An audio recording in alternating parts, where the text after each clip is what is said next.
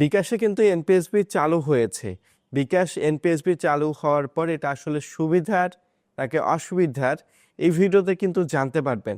বিকাশের এনপিএসবির মাধ্যমে কিন্তু অনেক ঝামেলায়ও পড়তে পারেন, আবার আপনি ইনস্ট্যান্ট টাকা পাঠাতেও পারবেন।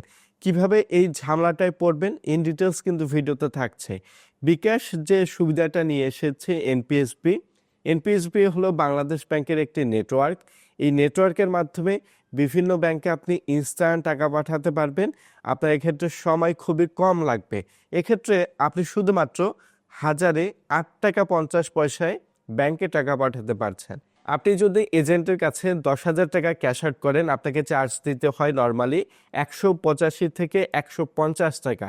আপনি যদি ব্যাংকে টাকা ট্রান্সফার করেন তাহলে কিন্তু 10,000 টাকা আপনাকে মাত্র 85 টাকা চার্জ দিতে হবে। সবচেয়ে ভালো সুবিধা হচ্ছে আপনি 85 টাকায় চার্জ দিয়ে ব্যাংকে টাকা পাঠাতে পারছেন, আবার ব্যাংকের কার্ড দিয়ে আপনি ফ্রিতে টাকা উঠাতে পারছেন। এখানে সবচেয়ে আরেকটা ভালো সুবিধা, আপনাকে ব্যাংকের লাইনেও দাঁড়াতে হচ্ছে না, বিকাশ থেকে ঘরে বসে ইনস্ট্যান্ট টাকা ট্রান্সফার করতে পারছেন। আমি কিন্তু লাইভ একটা ট্রানজ্যাকশন দেখাবো। নর্মালি আপনি আপনার ব্যাংকে ট্রান্সফার করার জন্য বিকাশ অ্যাপে প্রবেশ করবেন। বিকাশ কিন্তু এখানে সহজেই এই অপশনটি দেখাচ্ছে না, একটু নর্মালি নিচে আসতে হবে। নিচে আসার পর এখানে যে অন্যান্য সেবা নামে একটা অপশন আছে, এই অপশনে একটু স্ক্রল করতে হবে স্লাইড করে। এখানে কিন্তু আমি এনপিএসবি অপশনটি দেখতে পাচ্ছি। এনপিএসবি অপশনে ক্লিক করার পর এখানে কিন্তু 3টি অপশন দেখাচ্ছে: bank account, MFS account, beneficiary management. প্রথমে বেনিফিশিয়ারি অ্যাড করতে হবে। আমি অ্যাড করে নিয়েছি। আই বাটনে যে ভিডিওটি রেখেছি এই ভিডিও থেকে ফুল ডিটেলসগুলো দেখতে পাবেন। নর্মালি আমি ব্যাংক অ্যাকাউন্টে ক্লিক করে আমার যে বেনিফিশিয়ারি অ্যাড করা আছে এই ব্যাংকে সরাসরি টাকা ট্রান্সফার করতে পারবো।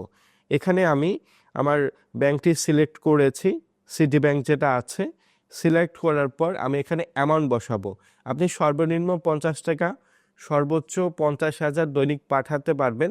মাসিক কিন্তু ব্যাংকে 3 লক্ষ টাকা পর্যন্ত ট্রান্সফার করতে পারছেন।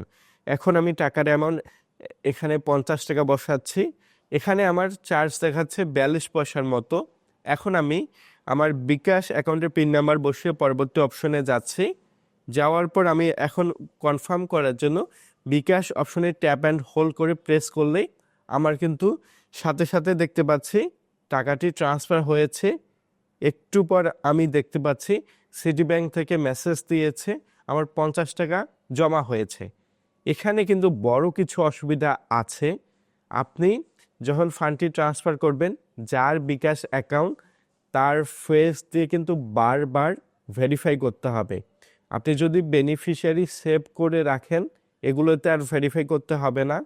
আপনি নতুন যখন বেনিফিশিয়ারি অ্যাড করবেন তখন কিন্তু আপনাকে বারবার আপনার ফেস ভেরিফাই করতে হবে। যার অ্যাকাউন্ট তার ফেস কিন্তু এখানে ভেরিফাই করতে হচ্ছে। আর একটি বড় প্রবলেম, আপনার ফান্ড ট্রান্সফার করলেন, ফেল হলে কিন্তু এই টাকা ব্যাক পেতে 2 থেকে 10 কর্মদিবস, এক কথায় সর্বোচ্চ 15 থেকে 20 দিন সময় লাগতে পারে।